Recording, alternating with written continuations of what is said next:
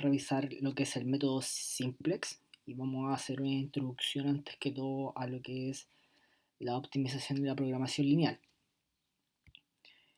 Entonces, a modo de introducción, cada modelo matemático tiene ciertos elementos que siempre van a estar involucrados en la modelación matemática. Y estos corresponden a los parámetros, una función objetivo que es nuestra medida cuantitativa que queremos tanto minimizar o maximizar. Las variables involucradas, que serían nuestras x a despejar para lograr maximizar o minimizar esta función objetivo propuesta. Y algunas restricciones que van a restringir, valga la redundancia, en nuestro espacio. Es decir, ya no solamente vamos a considerar cualquier tipo de combinación de las variables, sino que vamos a considerar un subconjunto del dominio que está dado por estas restricciones y que en general lo más cercano a nosotros, los ingenieros industriales, están relacionadas a recursos y por otro lado a normativas legales, entre otras por supuesto, pero estas son las más importantes y notorias. Bueno, ustedes pueden ver aquí ciertos ejemplos, ¿verdad? Y son ejemplos clásicos que están siempre involucrados en la modelización. Entonces vamos a ver un ejemplo. El ejemplo es, usted tiene una empresa donde vende mesas y sillas, en donde un supuesto grande está relacionado a que todo lo que produce se vende. Y sabemos que nuestra empresa vende cada mesa en 3 unidades monetarias y cada silla en 2. Y por otro lado, por condiciones de mercado se sabe que no se van a vender más de 4 mesas al día. Entonces aquí viene una restricción importante que es, usted cuenta con material limitado, por supuesto, y en bodega actualmente tiene 15 kilos de pegamento y 10 trozos de madera para fabricar estas sillas y mesas. Entonces estos modelos de productos que nosotros vamos a considerar a fabricar y por lo tanto vender requieren 1 kilo de pegamento y para las mesas y 3 para las sillas. Por otro lado, sabemos que mientras cada mesa ocupa 2 trozos de madera, cada silla utiliza 1. Entonces, la pregunta es, ¿cuántas sillas y mesas debo fabricar para maximizar el ingreso? ¿Por qué ingreso? Porque son los datos que tenemos asociados en el problema. Recordar que la función objetivo podría ser otra, pero por supuesto que tiene que estar atada a los datos que nosotros conocemos.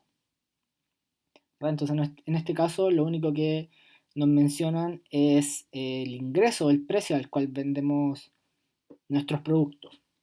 En caso de que nos mencionaran los costos, podríamos conformar la función de utilidad neta, haciendo ingreso menos costo.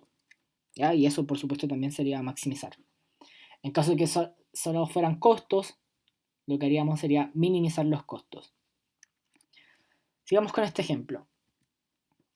Los parámetros asociados que tiene este ejemplo son el precio de cada producto, la cantidad de pegamento disponible, la cantidad de trozos de madera disponible, la materia prima que se requiere para fabricar cada uno de estos productos, tanto pegamento como trozo de madera.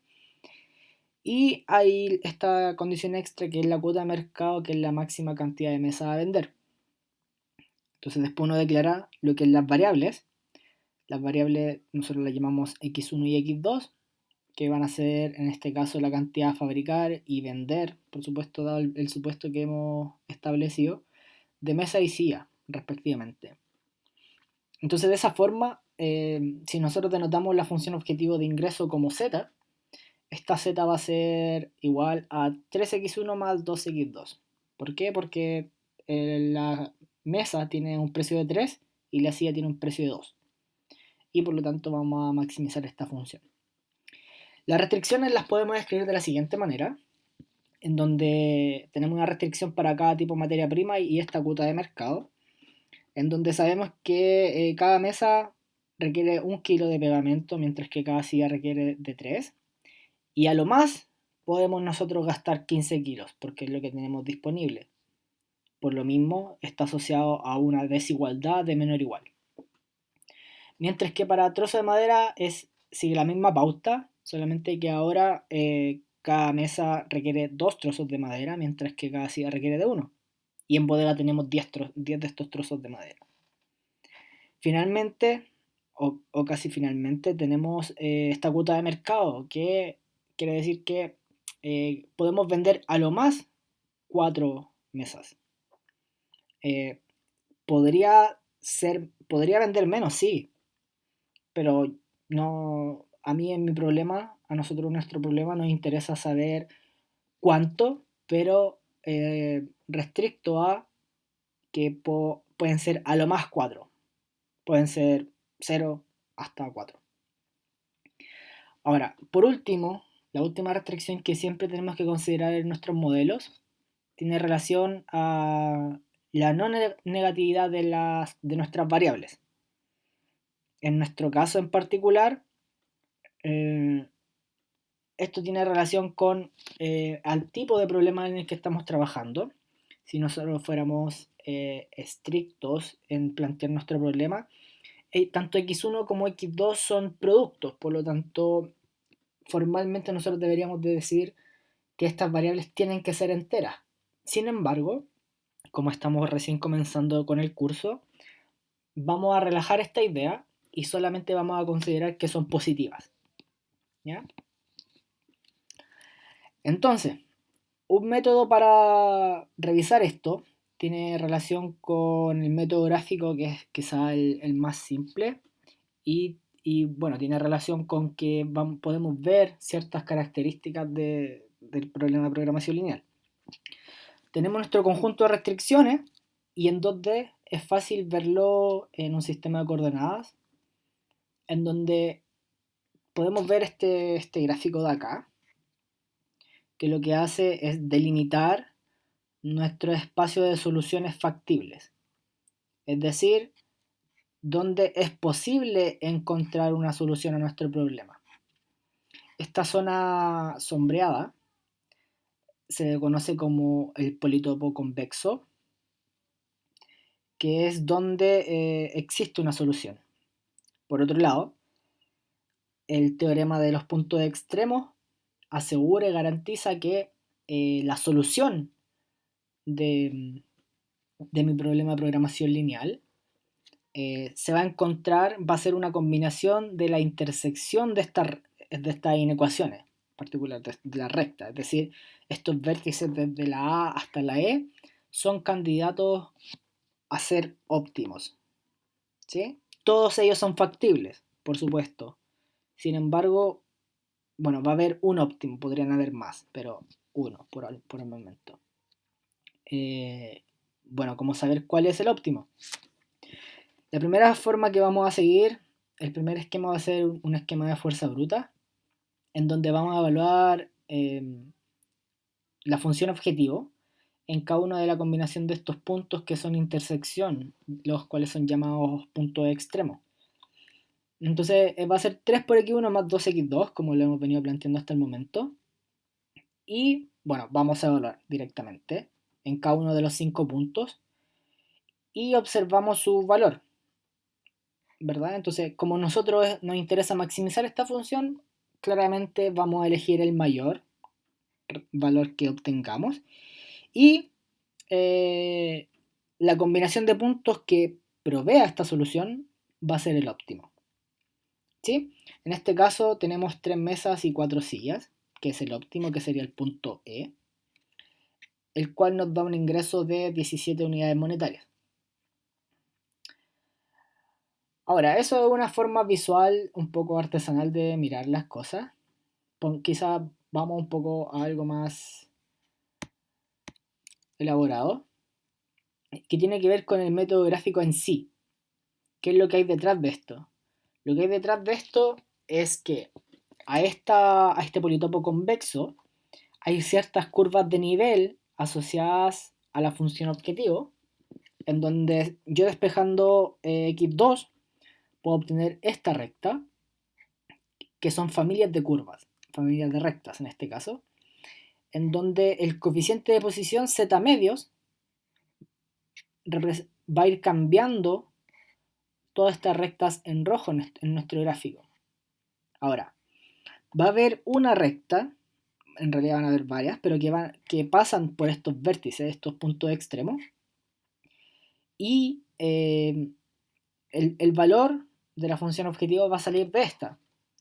En particular en este ejemplo, es fácil ver que la recta más alejada, si se dan cuenta son todas paralelas porque todas tienen pendiente de menos 3 medios, pero en este caso la más alejada corresponde al valor objetivo. En este caso, esta recta que pasa por el punto E tiene un coeficiente de posición de 17 medios. ¿Por qué? Porque z, sabemos ya que la función objetivo tiene un valor óptimo de 17 y esto correspondería a esta recta.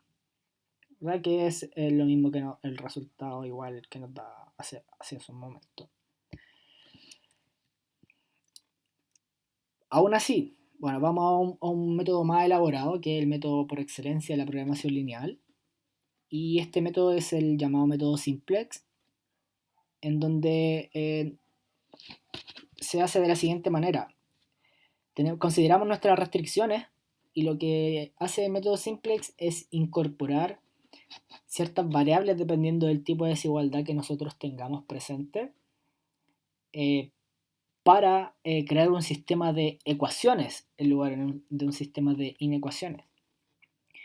En nuestro caso en particular, como tenemos solo desigualdades de menor o igual, estas variables artificiales de alguna manera son llamadas variables de holgura o de holgura complementaria. Y en otro caso, si por ejemplo tuviéramos desigualdades de mayor o igual, tendríamos variables de exceso. ¿De dónde viene esto? Fijar que en la primera restricción, que es x1 más 3x2, eso es menor o igual a 15.